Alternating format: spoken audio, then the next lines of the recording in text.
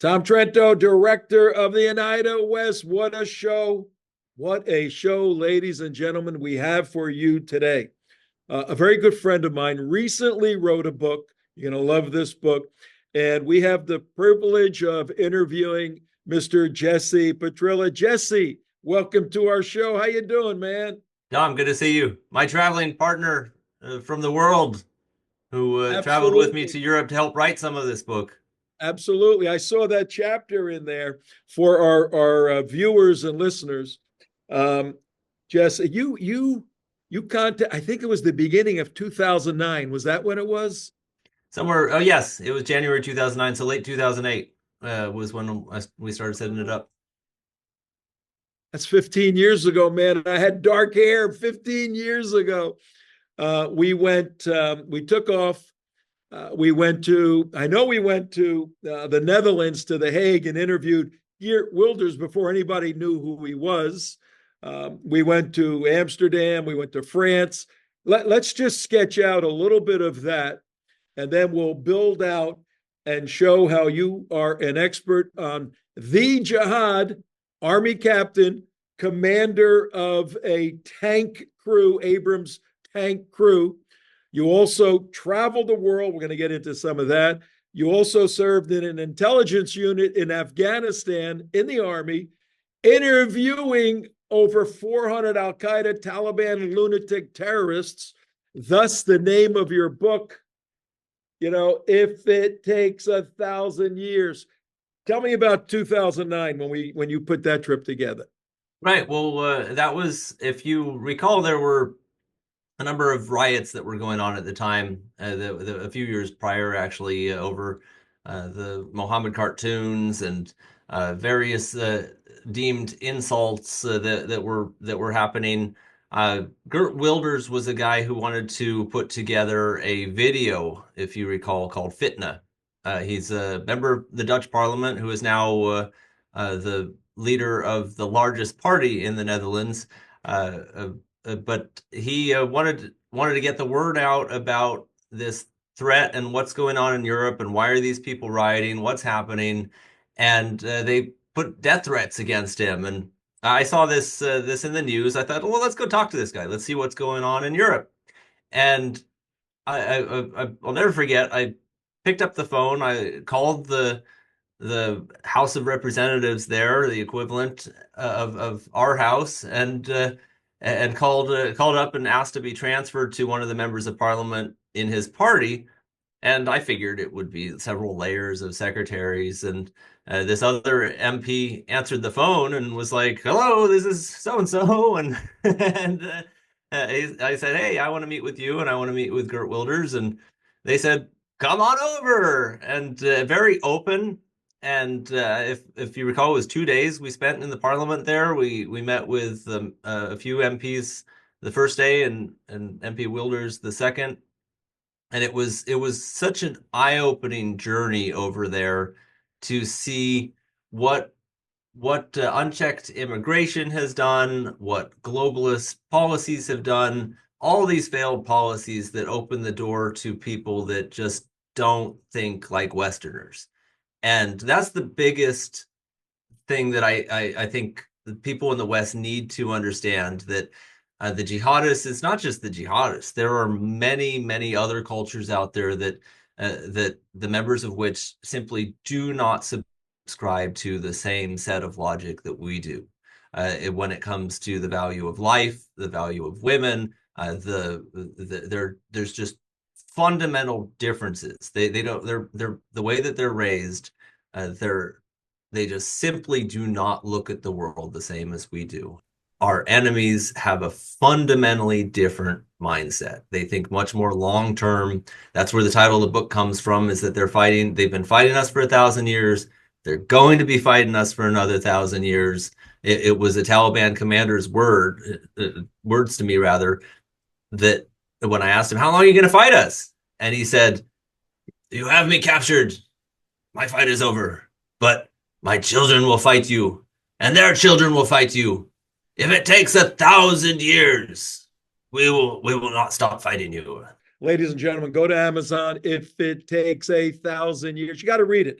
It's a wonderful book, the insight from a very unique individual. His life, he explains his life where I think it was 2010 to 2014 in Rancho Santa Margarita, a little town in Southern California.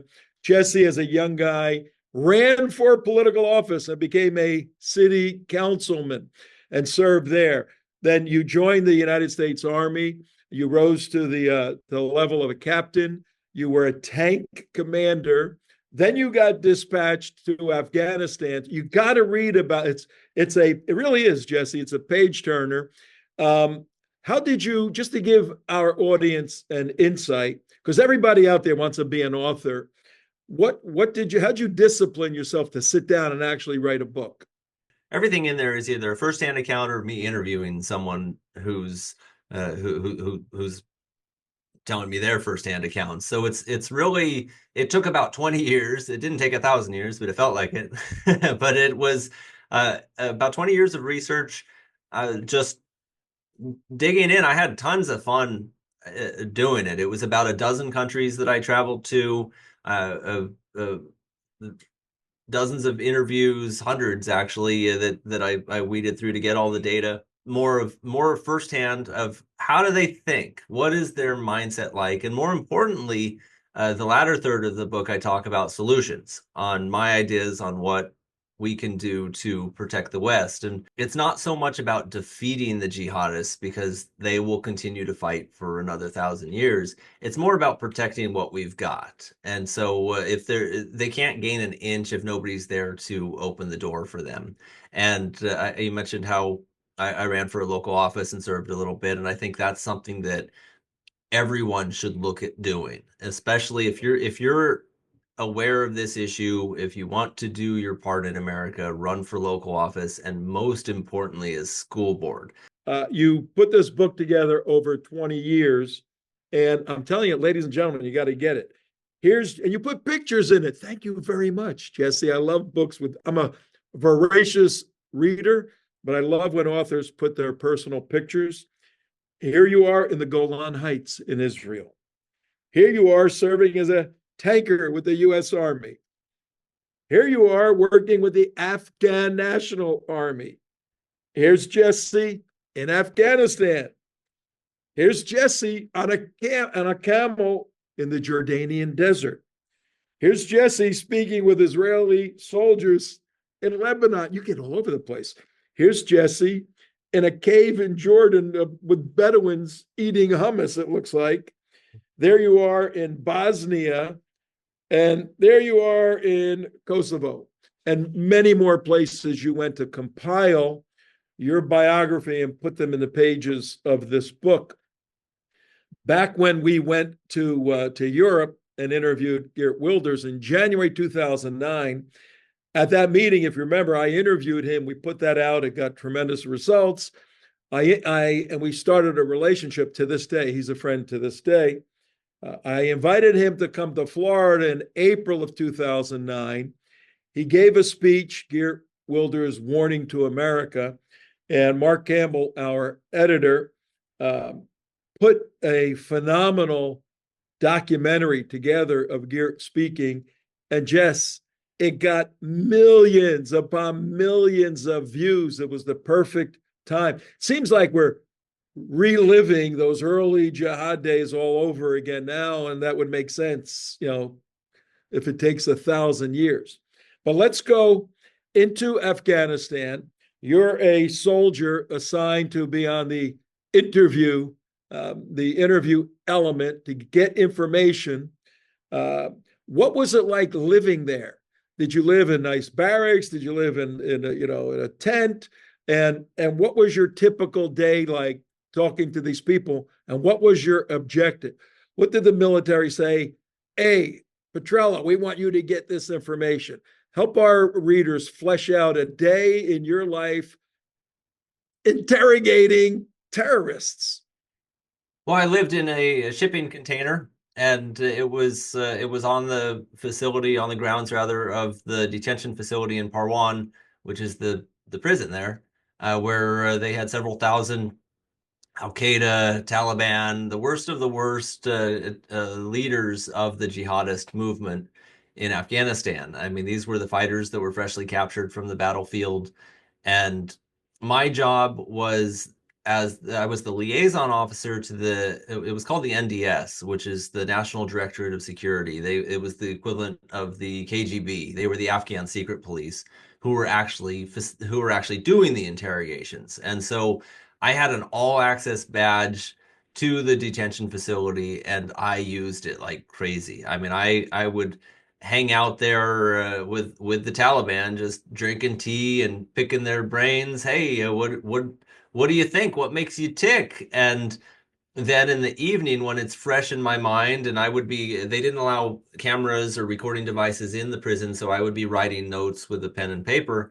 I would take those notes and I would go back to my container, and I would write them on a laptop that I had there. It was so shocking to see just how genuinely warm the Taliban seemed, and the Al Qaeda specifically. The Al Qaeda were very nice seeming. It was, it was a shocker. That was the biggest first shocker that I had there was these people. It was such a level of sinister evil that I mean, the devil comes to you wearing a suit and a smile, and I mean that was it. I mean, they would come up and say, "Hello, Mr. Jesse, how are you? It's so good to see you." And just really, you felt this, what seemed like genuine warmth. And then you'd go back to their file and read who they are and what they've done. And it was some of the most sinister crimes. And I mean, I hate to use the word crime because these are not criminals. If you go into San Quentin or Pelican Bay or one of the other notorious prisons in America, these are people that you wouldn't get along with. I mean, they've got, I mean, their neck tattoos, and they're just like they're not somebody that would be friendly. But these people, I mean, you could sip tea and laugh with them for hours and not realize who you're talking to if you didn't know. And so these are people that you would read that they committed beheadings, murders, of course, of innocent folks. Like, for example, one poisoned a girl's school. There were people who one was a judge where he would deem somebody as an apostate and put down a death edict. It's another level because they hide it. It's a deception that they believe in. They actually have a name for it called takia, which is a deception that they take it to a whole nother level. It's really scary. I mean, there was one guy, he was all smiles, and we're sitting there talking, and I said, "Tell me about your family," and he just casually says, "Oh, I have I have six kids. I had seven, but my daughter dishonored the family, so I killed her."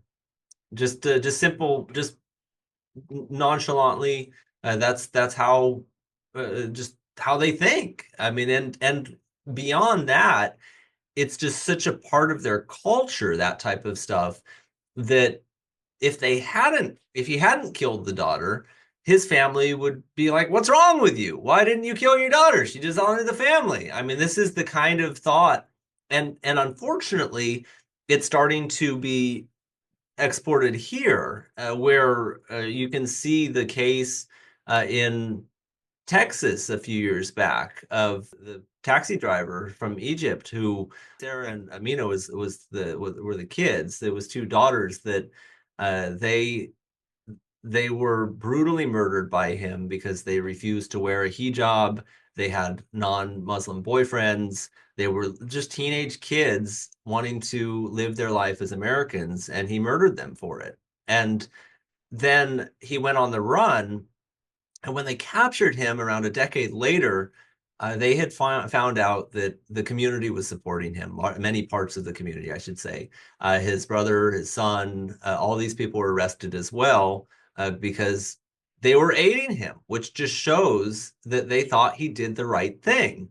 Now, imagine if your brother or your father kills your sister or nephew and or niece rather, and you're not part of that culture, are you gonna, oh yeah, come on, let me hide you out?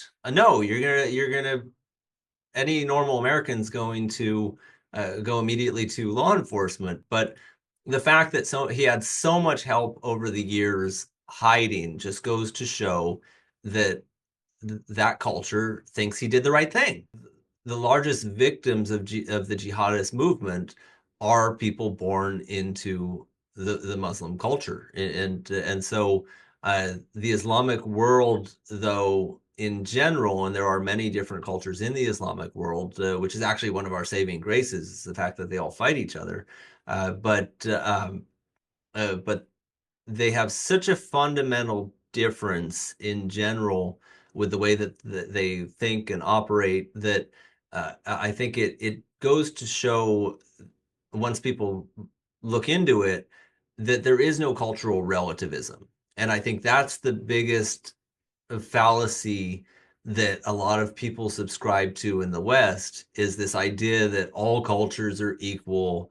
Oh, they're just different. But the fact is that all cultures are not equal. There's a big difference between a culture that respects life and a culture that goes out of their way to maim and murder and condones it. I mean, just some examples in Afghanistan too of the cultural differences. I'll tell you a couple of them. There's the Nuristani tribe in that country, where I was a city councilman, as you mentioned earlier, and all I did is I knocked on doors and sent out a few mailers, and I got elected. Well, to be the equivalent of a city councilman in a Nuristani village, there are 3 requirements. So you have to be a good orator, so you need to be able to speak well and present yourself. You have to host the entire village at a banquet 10 times. So that's I mean, that's doable. Just make a big dinner for the whole village. And you have to murder 5 rival villagers.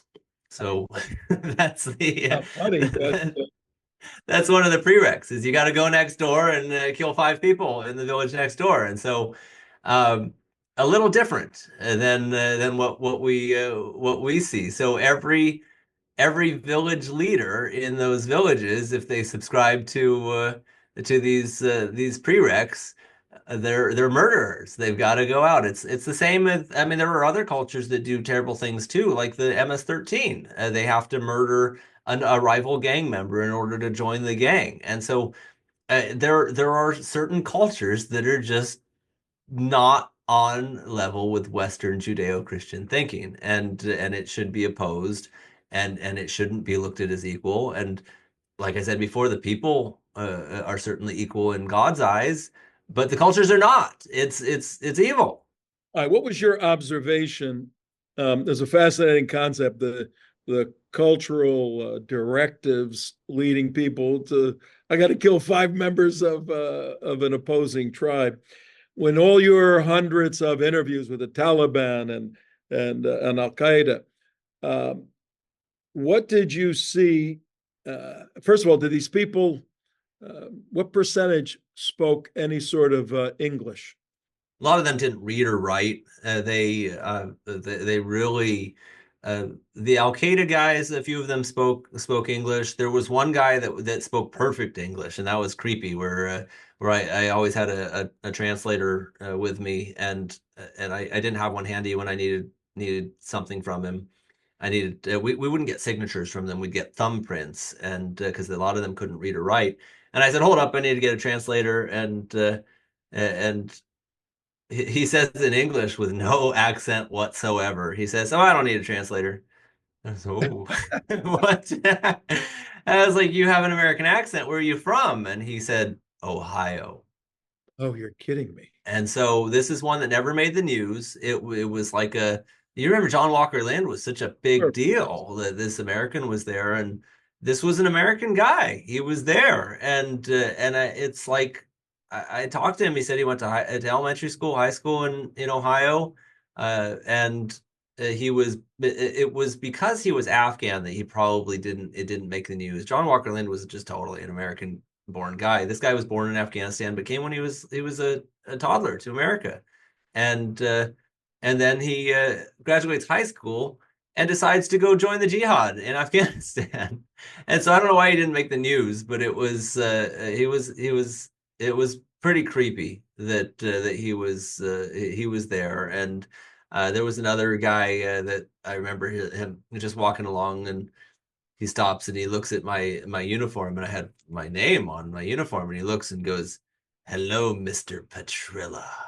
I'm like, oh, that's pretty creepy.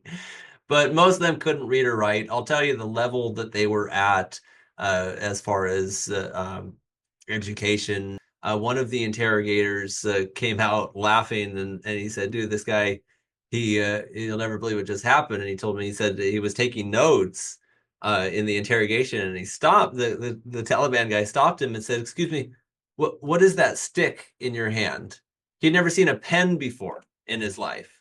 And so here it is, a guy who a society we're trying to teach Western democratic Republican style of governance to, and he's never seen a pen. He doesn't know what a pen is. And so that was pretty early on in my tour, and I think it sums it up as to just why it didn't work there. I mean, it's just not, they're not to that level of thought that they could handle a Western style of governance.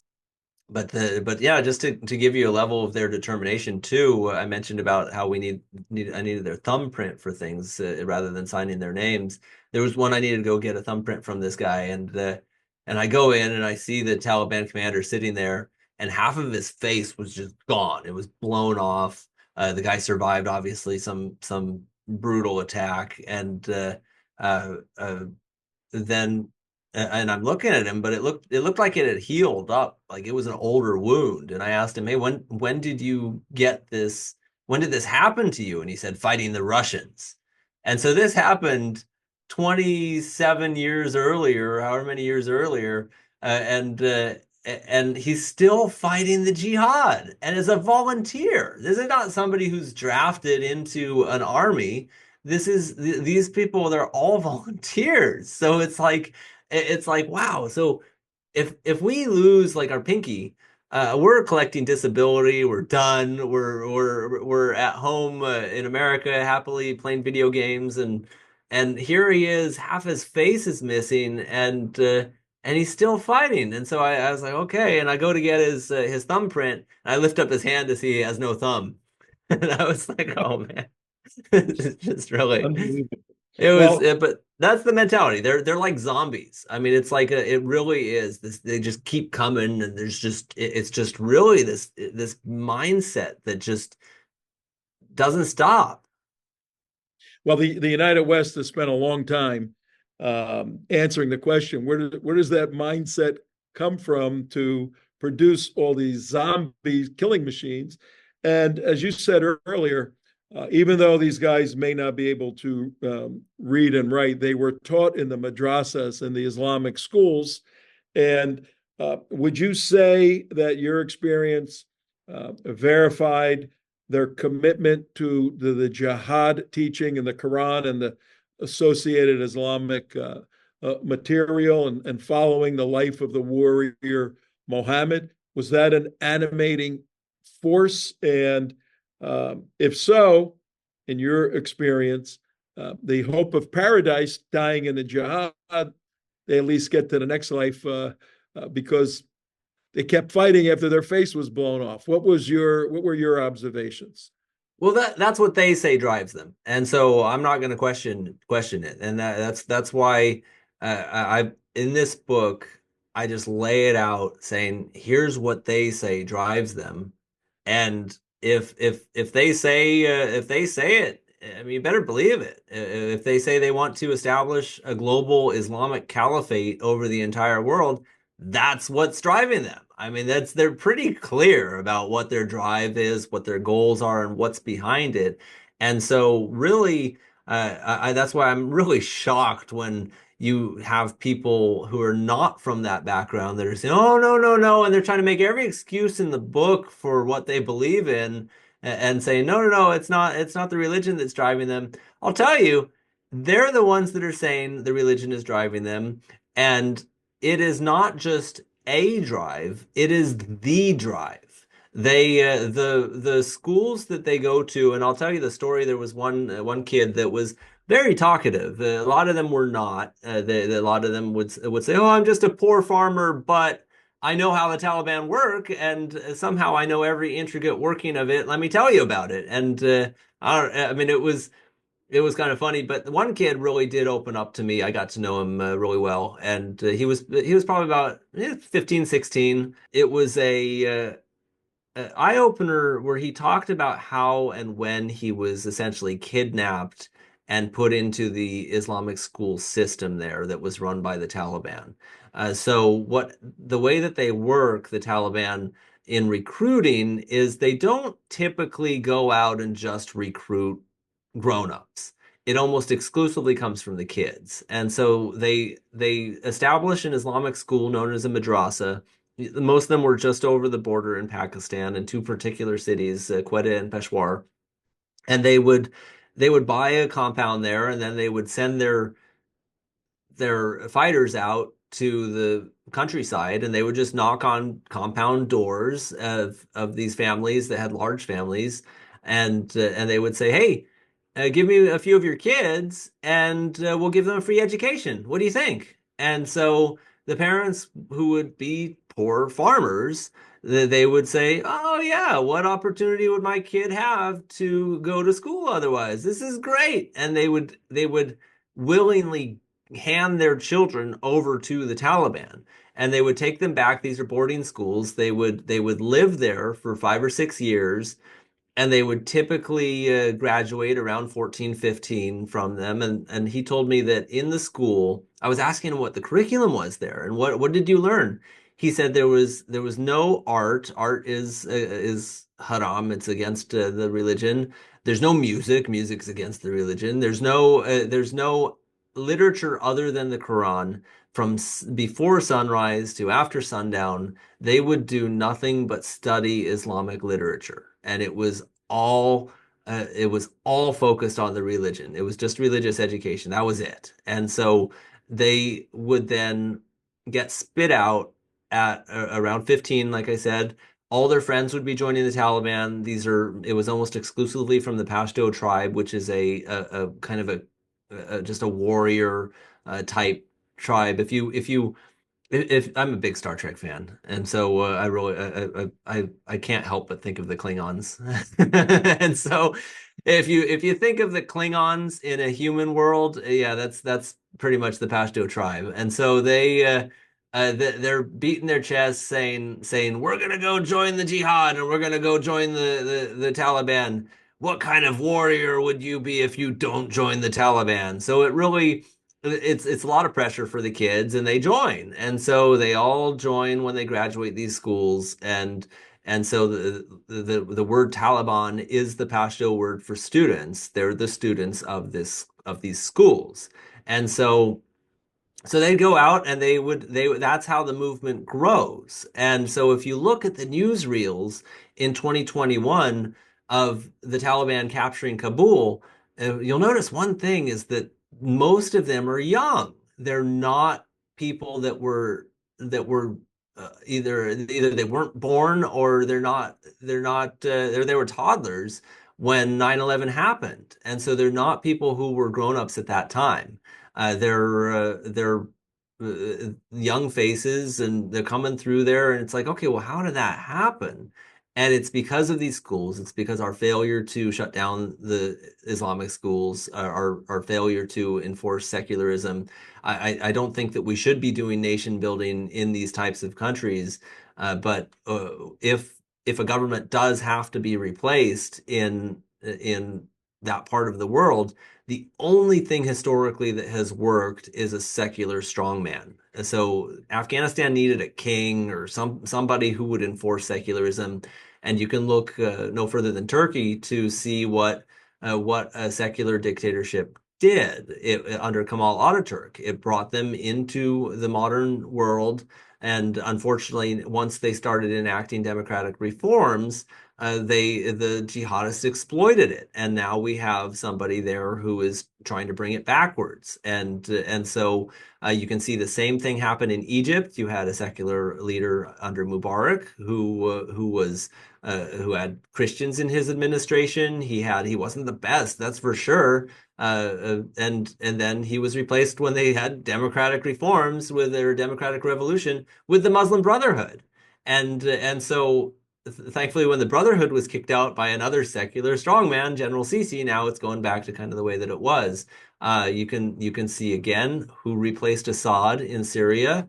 It's again the jihadists. It's the former head of ISIS in Syria is now the de facto leader of that country. So it's replacing one evil with another. But which one's worse? I mean, it's very scary. I don't. I mean, the list goes on. Hamas, when the Palestinians were given the ability to vote for their leaders, who did they choose? They chose the jihadists. And so really you can look at successful governments in these countries, and the ones that are the most successful, the ones that are the most peaceful, are the secular strongmen, like you see in Saudi Arabia, like you see in Jordan. These are leaders that are very Western and secular, and they're just keeping a lid on a pot of a lot of people who would rather see Islamic law rule the country and the world.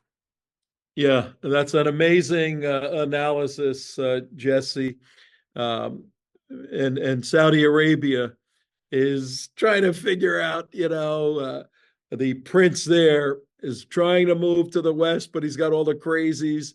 King of Jordan, if it wasn't for Israel, the Palestinians would throw him out. If anything that was verified in my years of work in your book, it was the fact that we're not going to stop these guys. We're going to be long dead. They're going to be chopping heads off, but we can stop them in the United States. We can protect the homeland. That can happen, and that's our focus. Ladies and gentlemen, Jess, I want to push your book. I want people really to get this, and then I want to get a 30-second closing statement from you. But if you pick up Jesse's book, Tea with the Taliban. Who wouldn't like to have tea with the Taliban? Chapter 1. Chapter 2, my first trip to the Middle East. Jesse brings you through like you're actually there. You could smell the camels and all of that stuff. A glimpse of life under the Sharia. Then you went to the Balkans. Warnings from Europe. That's when we went to see Geert. Judicial jihad. Tools of jihad. Fighting back. Excellent chapter 8. You give, and you referred to some of it earlier, with school boards and running for office and the media. Everyone needs to see how we can fight back. That's chapter 9. Immigration reform. As you know, Jess, we worked with Tom Holman for a couple of years, did a movie about him. And Trump's going to come in with immigration reform in the U.S., so very, very needed. The policy of national honor at the grassroots level.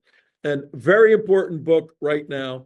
We believe here at the United West that the jihad, Islamic jihadis, are going to increase the kinetic, the violent end, and we saw that on New Year's in New Orleans. More of that is going to happen, and people have to fight back, and the government has to fight back. Give us a 30-second closing statement on what an American can do to take a stand in 2025. Thanks, Tom. I think we need to remember we're fighting the ideological war, and the ammunition in an ideological war is knowledge. And so if you're listening to this, you're probably already aware of the threats that we face, but are your children? That's the biggest thing, is focusing on the next generation. So I look at this as what's worse, isolated attacks like we've seen, or a generation of your children turned into pro-jihadist zombies like we're seeing so often on college campuses. There was actually a survey that was done recently that showed 1 out of 8 college students supported the Hamas attack. And so we're failing the next generation. And so if you have children or teenagers, pick up your phone, go on the internet, go to Amazon, and buy the book if it takes 1,000 years. And so it's just so critical that we focus on properly educating the next generation, and I think it starts with us parents. And so get this as a gift for them if it takes 1,000 years. We really need to instill a sense of national honor in the American people, and there's no other way to do that other than through the children. You've got to focus on it, and that should be our number one mission. And so, after seeing firsthand the hell that's in store for us if we don't win, I mean, there's just absolutely no other option except for victory. And so, I will never quit. I will never accept defeat, and I will never surrender. I mean, I will fight until my dying breath against the forces of evil to protect what makes America great. Jesse, we thank you very, very much, and we will continue this conversation in the months ahead. God bless you, and thank you for your work, your commitment to our country, and your sacrifice all through these years. Thanks, Tom. You as well.